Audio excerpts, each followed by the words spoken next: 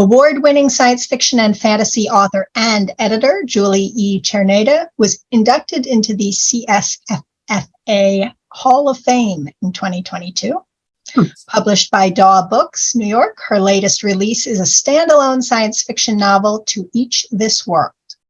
Julie is represented by Sarah Megabo of KT Literary. Julie, I look forward to hearing this. The Planet Doublet.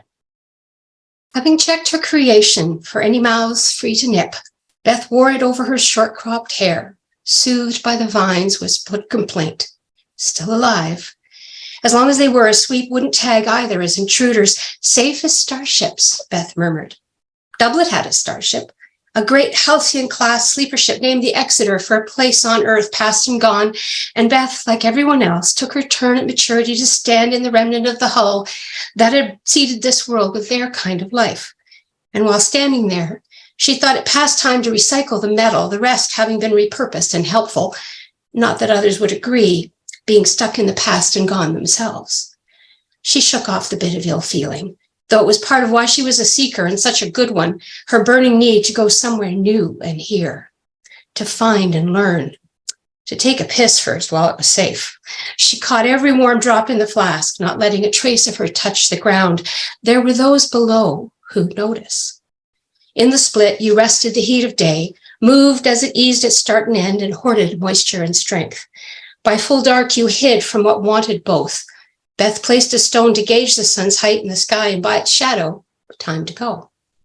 Taking up her sounding stick of metal mind and doublet, thus free of earth taste, Beth left last night's hidey hole. Her thigh-high boots were coated with slick resin and had thickened soles of away rubber. The ground of the split ate through them, and she carried spares in her pack, the limit of her journey there and back again. With each step, Beth struck the ground lightly with the butt of her sounding stick. The tinkling hollow beads inside made her footfalls a message. I'm a seeker, let me pass. The meaning was human. The result, the crust beneath her feet staying solid, was what counted. They learned something lived below. Something built shelters in a way and left them empty. Same something made the land divided as it was, setting rules that let a body cross, if not easily, then alive. Day would come, they'd meet. Bios ran endless scenarios and talked it out, making plans. A few always argued to slow down, being fearful, but everyone knew they had no choice. Sharing this world, the Exeter brought to a purpose, and it was this. When no one doubted, it'd be a seeker who came first, face to what? Beth had her questions lined up, should it be her, starting with why. Might be. This trip, her pack contained more of what the bios called meaningful artifacts, junk saying something about what they were, in case what wasn't was curious. Those below had yet to show interest, wasn't as if she had a better notion. Other than the junk, her journey be a straight cross to a familiar part of a way, straight, so as little time in the split as could be, familiar, a place Beth been before, but no promises in a way it'd be any sense the same. Life there was fretful. According to the bios, what inhabited the other half of Doublet was at a different evolutionary stage than the tamer life of home, more inclined to bite first. If the junk didn't elicit a response, Beth would keep going. Bios after samples of fungal fruiting bodies, still alive samples, she reminded herself cheerfully, so no need to wear a nippy vine hat on the way home, assuming the response didn't kill her. In space, meanwhile, in orbit, around a different world. Wake up. God, she and Giselle must have done a right good bender. Killian hadn't felt this wasted since, Fool! Kmeth's talking to you, get up. Kmeth? Her eyelids cracked open as Killian belatedly realized someone outside her head was shouting, no, booming at her. Help! Boom! Help! Boom! She stared into Kmeth's gaping mouth, gagging at the stench.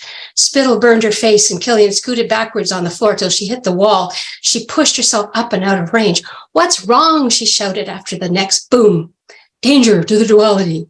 Huge gold-brown irised eyes fixed on her, clear lids flashing back and forth. Danger, pilot, Kmeth here announced, the spikes on Kmeth's head erupting with red woolly bits. She didn't need a manual to say meant upset, maybe even fear. Boom, I need your assistance, hurry. Kmeth swung around.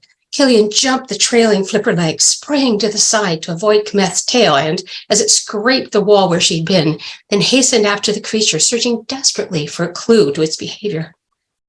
Kmeth here better not have broken the portal. Contract or no contract, she'd no intention of staying wherever they were. The screen's an ominous blank, for however long it took the pips to fix it, if they could. Boom, help, boom. Coming, what do you want me to do? Fix. Kmeth angled the eye on Killian's side to stare at her, the black lid half down. Humans in wrong place. Did Kmeth want her to leave? Her head hurt, not to mention her stomach, and she'd be very happy to be anywhere else. Still, the booms had to mean something wrong. Kmeth here, where would you like me to be? No, pay attention, fool, Keisho chided, the head in her voice in her head. Kmeth said humans, plural. The sleeper ship Henderson, that's where you've gone, their world. It couldn't be. Oh, but it could. That probe, the argument with the Arbiter, mind-bending pops between locations that honestly had left Killian shaky on left and right, let alone a conversation. Kmeth here, where are we? Here, 3 screens activated, showing the same view. Ash drifting down lifeless streets. Seared twists like overdone bacon left on a plate, clustered as if caught together. Killian would have been violently ill if she'd anything left. She must have cried out. Maybe Keisho did, seeing what she saw. Did you do this? Did you send Kmeth there to kill those people? The lid raised, pupil dilating. All Kmeth here came to protect you. Protect New Earth. Protect humans here. We cannot protect humans there in wrong places. We will bring them home. Help, retrieve them. Killian looked at the screens. Retrieve what?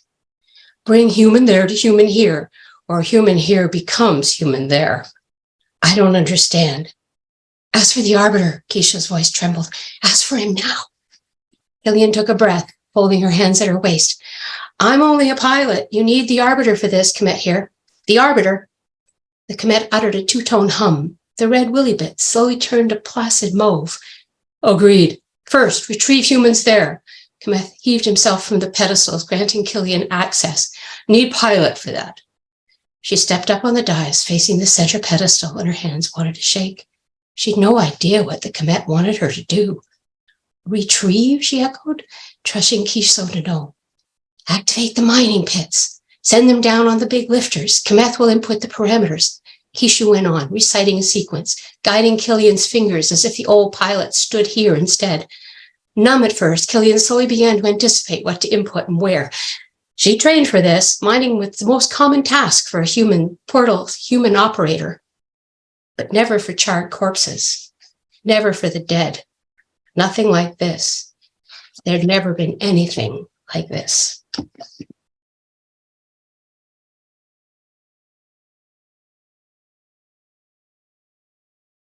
Thank you.